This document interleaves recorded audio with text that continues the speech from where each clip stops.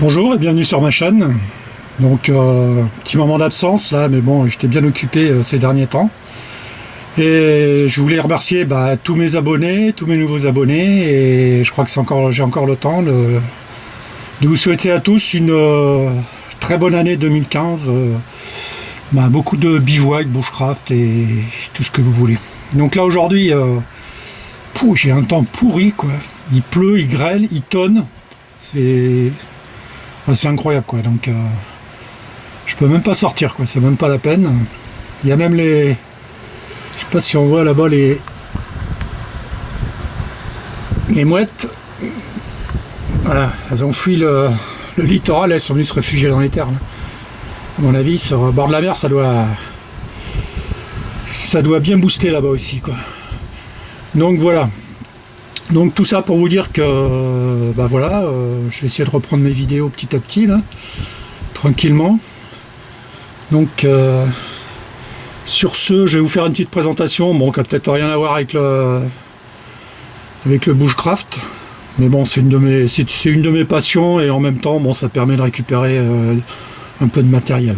Bon, je vous reprends tout de suite après.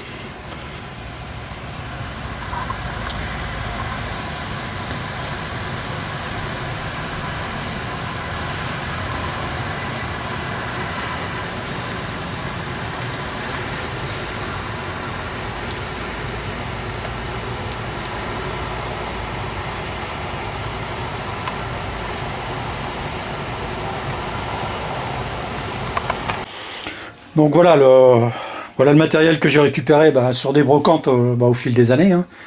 Donc là il y a un peu de tout, il y a les pelles américaines, les pelles allemandes, il y a diverses gourdes, diverses gamelles. Ensuite il y a des baguenettes, des masques à gaz, il y a aussi des petits cœurs. Là je vous ferai voir après, bon il y a des bandages, il y a des ampoules de chance pour les radios, etc. etc. Donc c'est un peu tout ce que je récupère sur les brocantes. Donc, ce qui est intéressant aussi, c'est pour les gamelles, parce qu'on arrive à les trouver à pas cher, à quelques euros, quoi. Donc, ça peut toujours être intéressant pour quand on fait des bivouacs, des choses comme ça, quoi. Donc voilà, et puis bon, on peut les récupérer, je vous dis, à quelques euros, quoi. Donc, c'est intéressant, quoi. Donc, je vais vous présenter tout ça en détail. Donc là, le traditionnel masque à gaz. Hein. Là, j'en ai plusieurs. Dont un qui faisait partie de la défense passive, qui appartenait à un particulier. J'avais trouvé ça à Paris, avec le nom et tout encore dedans. C'était sympa quoi.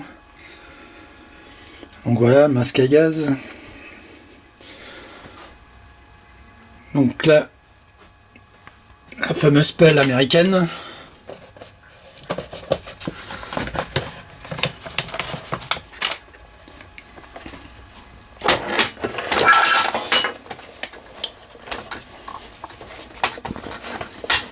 C'est là, bon,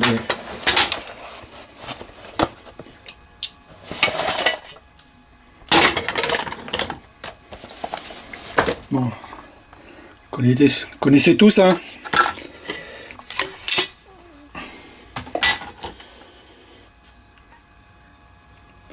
Pelle américaine.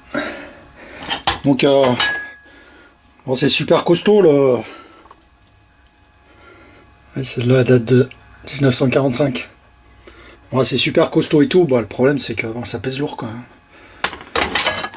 Bon, moi je la garde, c'est parce que c'est en collection, mais bon, c'est vraiment, je suis en mode survie. Bon, voilà, je l'utilise, mais bon, en bivouac et tout, je l'emmène pas quoi. Je veux dire, ça pèse trop lourd quoi.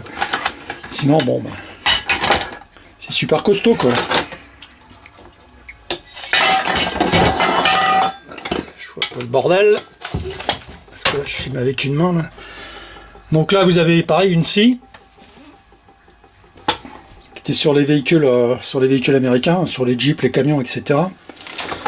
Donc il faut savoir que, enfin moi qui fait des maquettes aussi, il faut savoir qu'à sortie d'usine, tout l'outillage était peint en vert.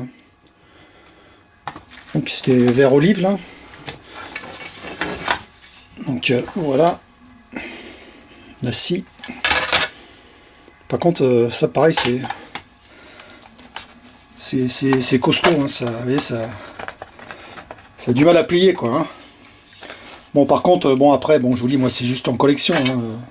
Bon, après, faudrait réaffûter les trucs, parce que là, bon, ça a dû bien servir, quoi. Mais bon, je vous dis, réaffûter, bon, ça faudrait que je teste un jour, ça le fait, quoi. C'est super costaud, quoi. Voilà. Ensuite, là, vous avez... Alors, je vais peut-être présenter dans une vidéo, je ne me souviens plus. Donc ça, c'est une pelle allemande. Donc voilà, bon, c'est pareil. Hein. Bon, déjà, celle-là, elle est un peu plus légère, mais bon, je vous dis, je m'en servirai pas. Hein. C'est vraiment la collection, du vintage. Comme dit Tremendous. Voilà. Bon, là, je l'ai retapé, hein, parce que quand j'ai trouvé, elle était toute rouillée, donc je l'ai bien décapé, je l'ai passé au framéto, là. Parce que le bois, vous voyez, aussi, il commençait à être piqué aussi, donc... mais bon, c'est une bonne pelle. Puis là, vraiment, bon, vraiment à l'extrême, comme on dit, en survie, bon, ça peut toujours servir. Quoi. Donc ensuite, bon, bah, les différentes gamelles, hein, je vous présente pas, vous connaissez, gamelles françaises. Là, c'est gamelle allemande. Là, ensuite, on a la gamelle américaine.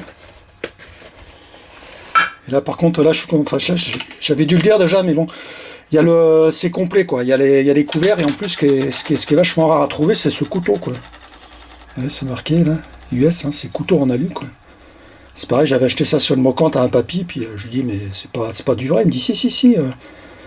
Et, il me dit, à la fin de la guerre, on a tout récupéré, et tout le monde a récupéré les couteaux, c'est pour ça qu'on n'en trouve plus, pratiquement.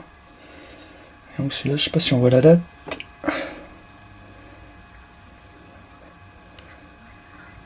Non, c'est pas la date.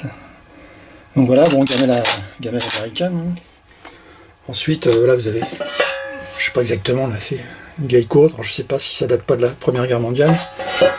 Ensuite, ouais, les gourdes traditionnelles. Hein. Là, celle-là. Ça, c'est gourde de 14-18 avec son bouchon en liège. C'est là j'ai eu de la chance parce que il y a toujours son bouchon d'origine, vous voyez, avec un bout de ficelle, puis avec sa lanière. C'est une lanière en cuir. Hein. Donc voilà, on ne buvait pas. Voilà, donc voilà. Alors, pareil, une vieille gourde, une petite. Ensuite, vous avez 2 gourdes allemandes. Voilà. Celle-là, avec son quart. Ensuite, vous avez la gourde américaine. Celle-là, on voit la date, je crois. 44.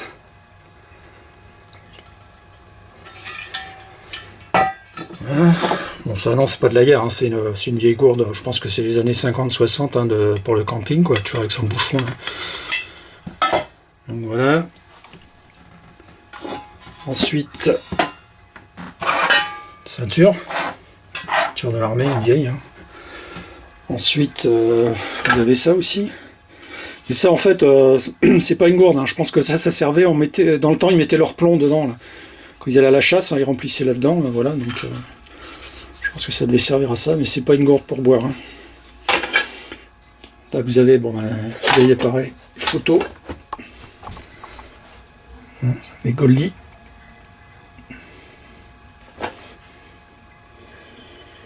Voilà.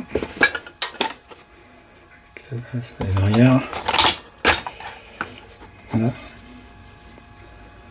Pour prendre le déclencheur.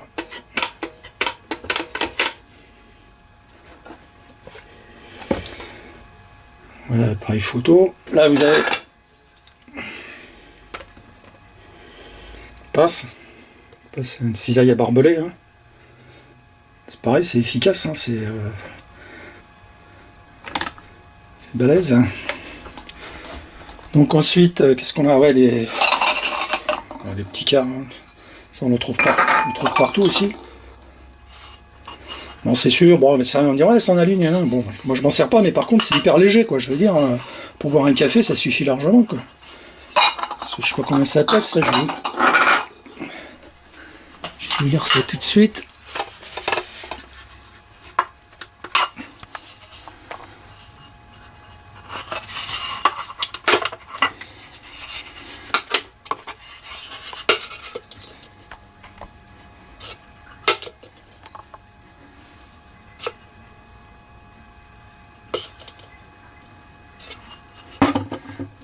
Il n'y a pas de problème.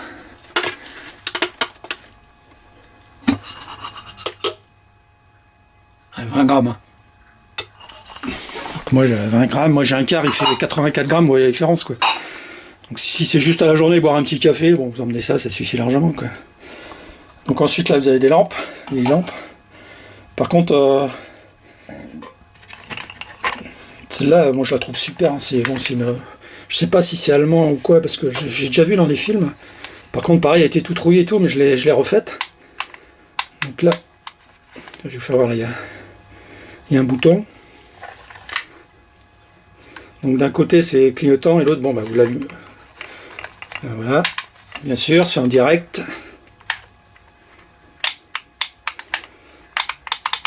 Je coupe 2 minutes et je vous reprends, parce que non, ça doit fonctionner. Donc voilà, les aléas du direct. Donc c'était juste l'ampoule, là je l'avais un peu dévissé, donc ça ne fonctionnait plus. Donc vous voyez, ça. Bon, c'est des loupiettes de dans le temps, hein, mais bon, moi, je sais pas, sur un camp ça suffit largement, quoi. On lance sa toile d'attente et tout, etc. Donc voilà. L'autre côté, c'est pour faire du morse. Et là en plus, vous avez 2 filtres. Là, vous avez un filtre vert. Et de l'autre côté,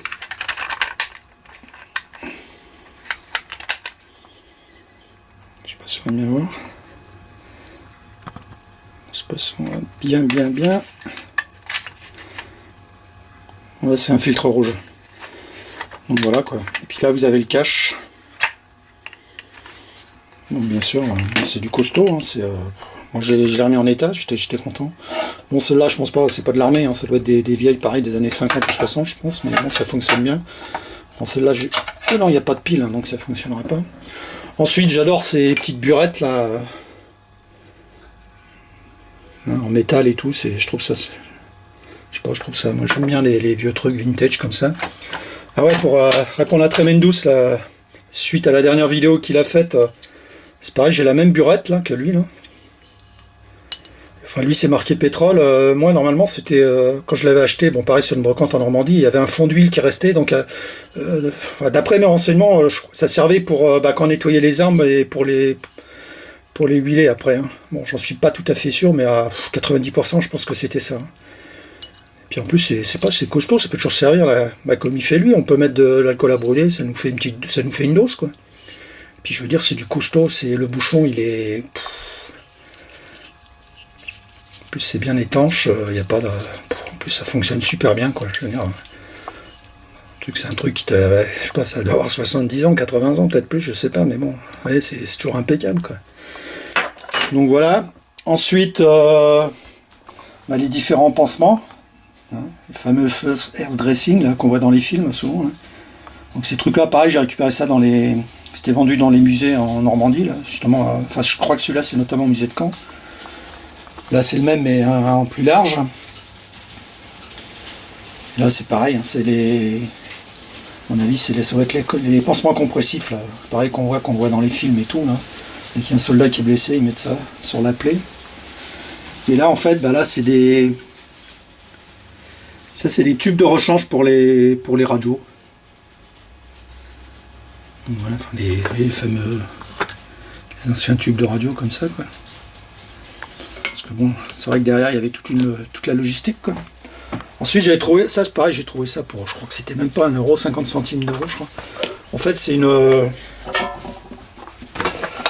c'est une trousse de toilette, hein. Je pense que c'est de l'armée. Je vous dirais pas américaine parce que je suis pas sûr.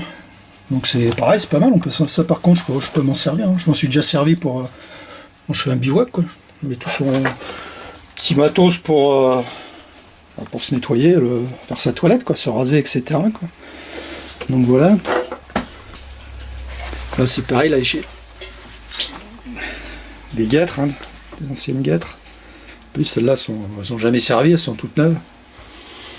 J'ai une paire de gants, pareil, hein.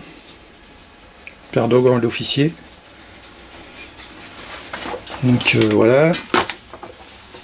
Là c'est pareil, j'ai récupéré ça aussi, mais ça c'est vieux, hein. C'est quand j'étais gamin, dans les bois, j'ai récupéré ça. Donc en fait c'est pareil, c'est du produit de nettoyage. En plus dessus c'est marqué poison, mais en fait c'est pas du poison, hein, c'est du produit pour nettoyer. Je pense aussi les armes. Ils marquent juste poison pour dire que c'est pas, oui, food not to be used as a food container, donc faut pas mettre de la nourriture là-dedans, quoi. Donc voilà. Donc, j'aime bien ces vieux trucs là, si tu t'en fais un, puis ça tient le coup, quoi. Donc voilà. Ensuite mes différentes baïonnettes, hein. Ça c'est le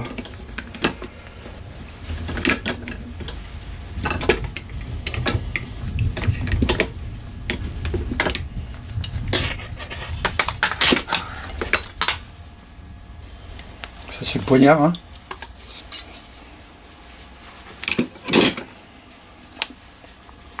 Poignard de l'armée américaine, hein, Seconde Guerre mondiale, mais ça j'avais déjà présenté dans mes couteaux, quoi.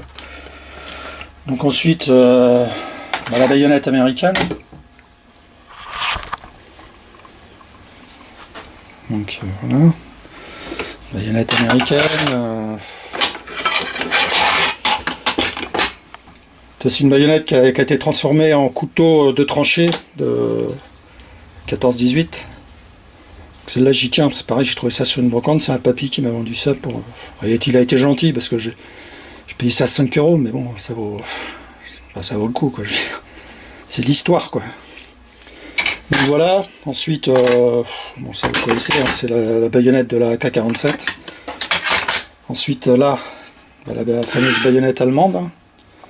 Là j'ai deux autres grandes baïonnettes qui datent, mais c'est marqué Argentine dessus, hein, qui datent des années 1870, j'ai vu ça, la date. Donc voilà, tout ça juste pour dire qu'on peut récupérer pas mal de choses, quoi. Surtout, je vous dis, ce qui nous intéresse nous pour le bushcraft, c'est voilà, les gamelles, le truc, éventuellement la pelle, la scie, après vous avez les gourdes. Donc voilà, quoi, il y a plein de trucs à récupérer. Et un dernier petit truc que je voulais vous faire voir, que j'ai récupéré sur une brocante il y a pas longtemps, c'est ça. C'est je pense en laiton et tout.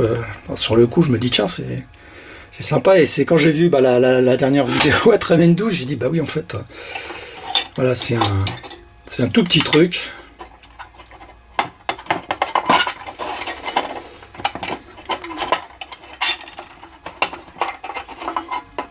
Bien sûr, elle va pas sortir. C'est pas bien de filmer avec une main parce que ça pose problème. Alors attendez, je vais le poser, je vous reprends tout de suite.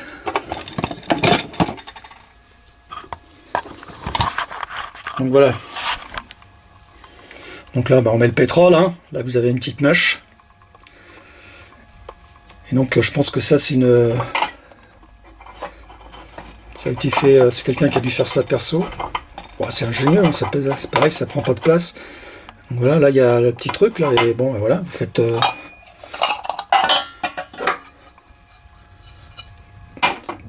voilà. Tiré chaud, tout bête, tout simple. En plus, c'est pareil, ça pèse rien, quoi.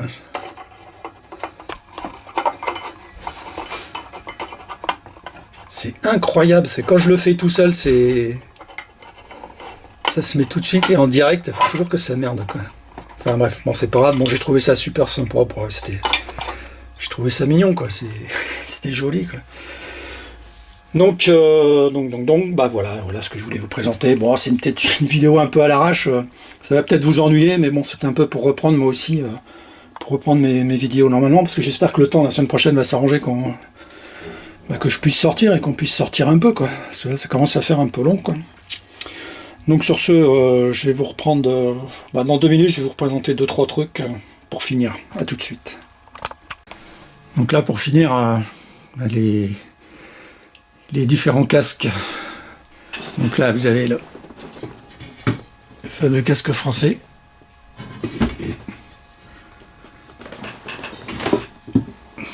Le casque allemand. Le casque américain. Le casque anglais.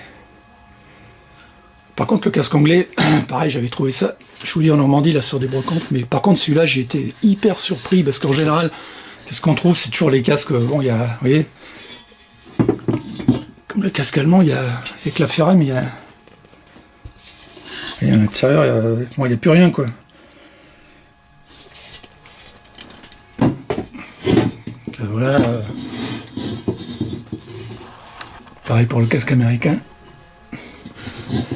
Pareil pour le casque français. Par contre, lui, le casque anglais, j'ai trouvé tout neuf, quoi. Il n'a jamais servi. Donc voilà, il y a tout l'intérieur, là, le serre-tête, là, tout. Donc là, je sais pas si vous allez voir la mousse.